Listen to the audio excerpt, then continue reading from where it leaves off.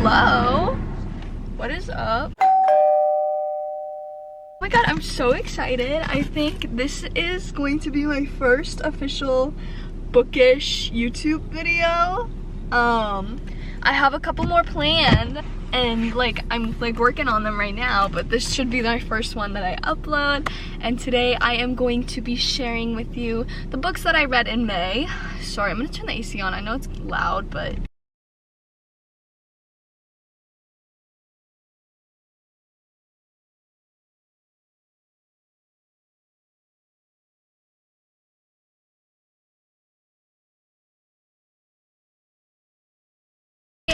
and then also my June TBR. I got back into reading a lot last summer, I want to say, and I've been reading semi-consistently since then. I've definitely done better this year than I did last year.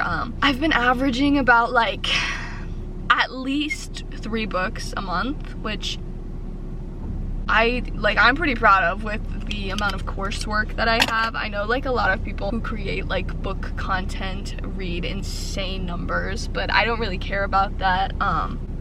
This month, I will say though, I expected to read a lot because it's May and I was out of school and the semester ended the first week, so I was like, okay, I'm gonna read 10 books this month.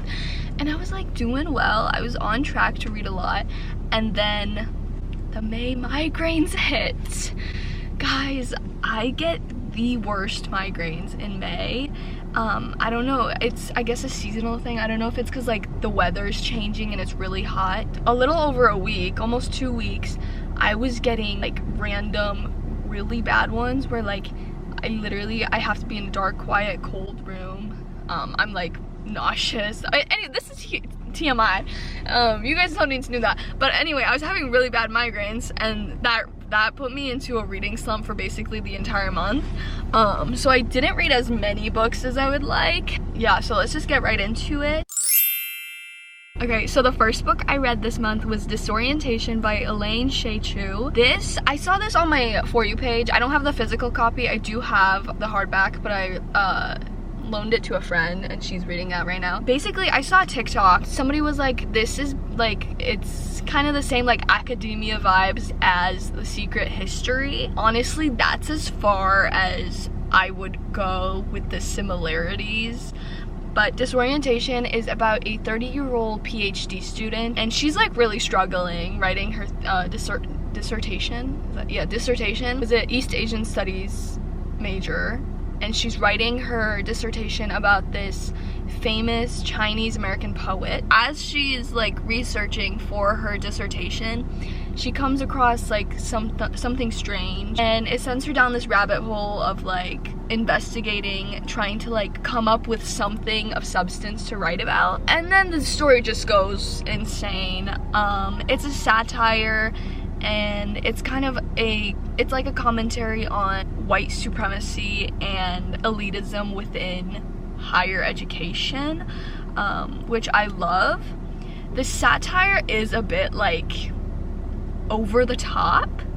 It's very obvious that it's satire, but I still enjoyed it because a lot of the conversations that they have in the book are very real things that happen. So I laughed a lot reading this book. I had goosebumps at points. I will say the main character is very frustrating to read about. I don't know if it's just me, but it's the fact that she's 30 years old and has never had to think about race. And she's a Taiwanese American, okay? So she's Taiwanese and she lives in America, but she's never thought about race or politics or stuff like that. Those conversations make her uncomfortable. And I kid you not, in the first half of the book, she couldn't say the words white people. She was that's disrespectful.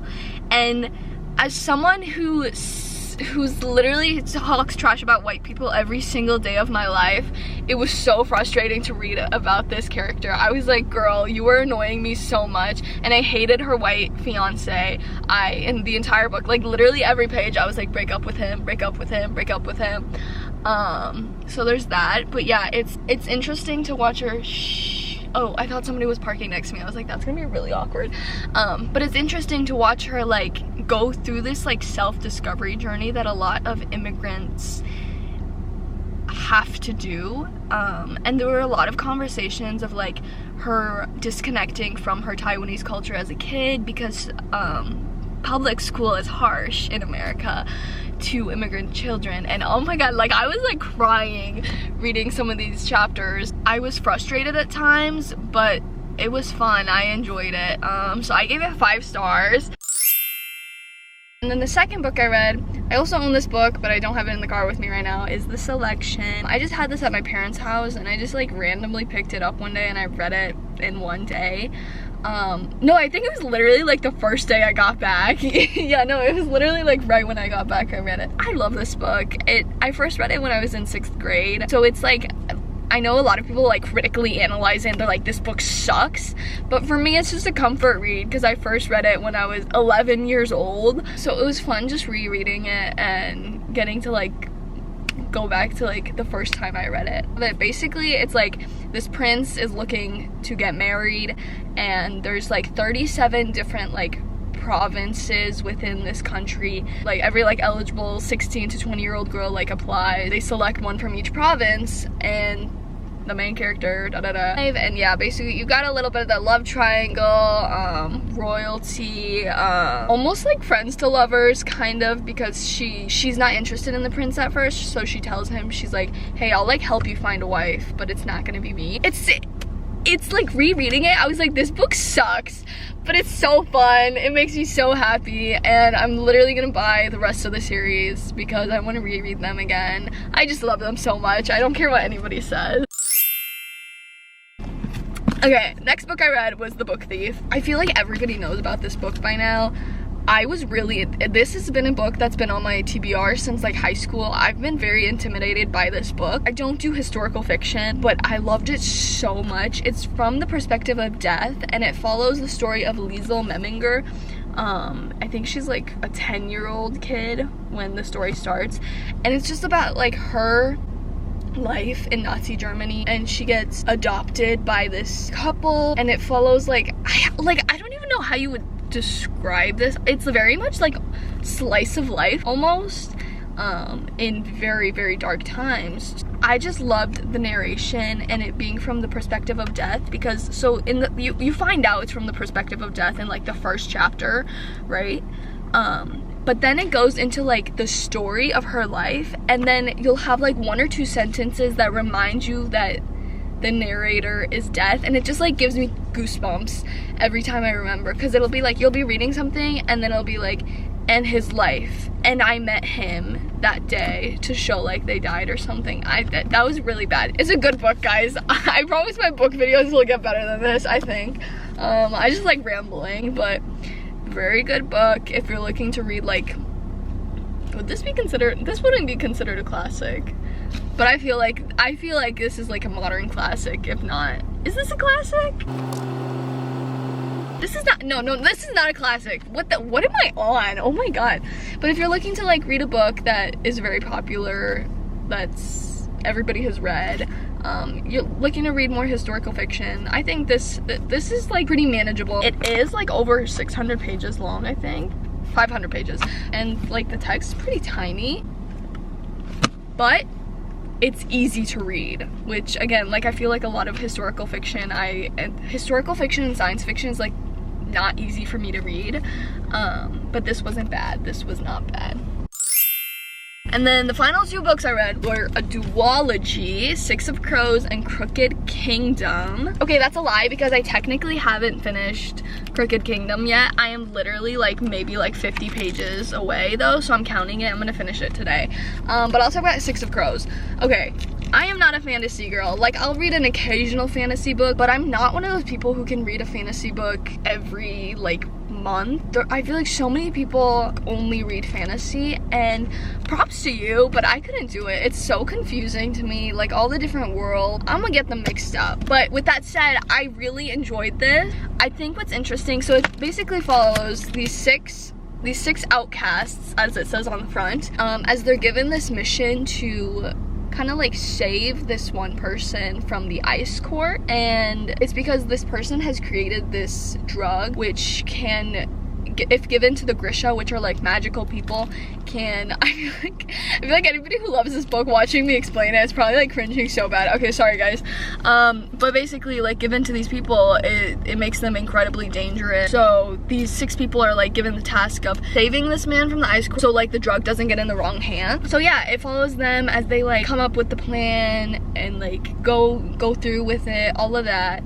I'm not gonna like give spoilers obviously, but very good book. And I think what's interesting is, so one of the big things I hate about fantasy is the fact that it's from the perspective of multiple people. I think like every fantasy book I've read, almost all fantasy books I've read have been from like multiple perspectives, and I just hate that because I feel like it cuts like the flow of the book, the momentum. As you're like really enjoying one person's chapter, it ends and then it slows down again and you have to go from it, and it's like, I want to know what was happening there. So I usually hate that, but I think it works really well in this book, and that's because one of the main characters, Kaz Brecker, he's a thief, but he's really good at like magic tricks, like sleight of hand, lock picking, stuff like that, illusions almost. So he comes up with these like elaborate plans, and as soon as you think they're like stuck, he comes up with like he reveals his actual plan. And almost like, I'm so bad at explaining this, but like, Now You See Me, you know how like you think you know what they're doing and then you find out what they were actually doing? It's like that, which I really enjoyed, because Now You See Me is literally like one of my favorite movies ever. So I enjoy anything with like card, sleight of hand, illusion trick. So this was very good. I know a lot of people are like, oh my god, like this like started my love for fantasy. I wouldn't go that far personally. I enjoyed the book. I would love to see it as a movie. And that's about it. Like I don't realistically think I'd ever like reread it, because I feel like the joy is almost, the surprise element is like not knowing what's gonna happen, and now you do. Okay, and then Crooked Kingdom, I have not finished yet. I will finish before the day's up though, so I'm counting it in this video. This is the sequel to Six of Crows. I'm not gonna say anything about the plot because I feel like it'll give away Six of Crows kind of if I do. But basically, how I feel about this book so far, I like it. I don't know if I like it more than the first one though. This is the book I was reading when I started getting my migraines and fell into a reading slump, so I've been very slow at finishing it, so that might have something to do with it. It's taken me forever to get through, but this book feels a little more choppy than the first one. I feel like they're going through a lot of different things versus like the first book was like they have one mission. Not necessarily saying it's a bad thing, but I feel like because the books are like so short, it almost feels like too much is happening maybe. You know what, I'm gonna finish this book right now and then come back so we can see if I actually mean all this. Wow, 50 pages does make a lot of difference, guys. What was I even saying beforehand? So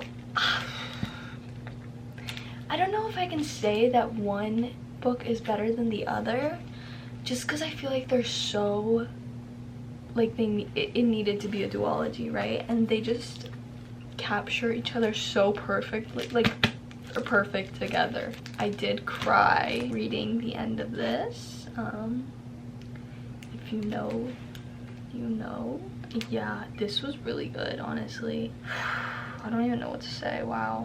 Very good. Definitely worth the read if you're not a fantasy person. I honestly think these books aren't that bad, like, compared to other books. Like, they were easy. I feel like it's pretty easy to understand the world and the different people. I'll just hit myself in the throat. I don't know what else to say, but yeah, this was the 5th book that I read this month, and we are done now. Now I'm going to share with you a couple books I want to read in June. May was kind of hard for me because I was reading very much like TBR, like I had all these books that I had to read. So I think I'm gonna be mood reading more in June just because I need that. But a couple books that I have on my list is, one, I want to finish The Goldfinch. I started this a while ago and I got pretty good into it, but I didn't finish it in May because I wanted to read these books. And then I need to read The Uncoupling by Meg Wolitzer and The Day the Sun Died by Yan Leong. those are for a YouTube video, so I have to read those. I really want to read Funny You Should Ask. That book sounds so good. I have to. Honestly, I want to read more lighthearted books in June. Like I'm feeling the summer vibe. I think I might reread. No, I don't know if I want to reread the Summer I Turned Pretty trilogy, just because I know what happens. But I think I'm honestly gonna read really bad romance books, just because I think I need it for the soul. Like I need to. A lot of the books I have on my list are like Boy Parts, A Certain Hunger, Open Water. Like I'm pretty sure these are like they're tough books to get through. So I need something lighthearted. So honestly, if you guys have any recommendations, I will gladly take them for June. You know, I usually don't read romance, but I feel like I'm gonna make an exception. Or the thing is, I don't plan to read romance, you know, I just read it randomly, but I don't like have it on my TBR. Anyway, that was it for this video. If you want to see me talk more about Six of Crows, I did film a reading vlog for it. It should be up next week, hopefully. I don't know, it'll be up soon though after this, so you can watch that as well. Bye, see you next time.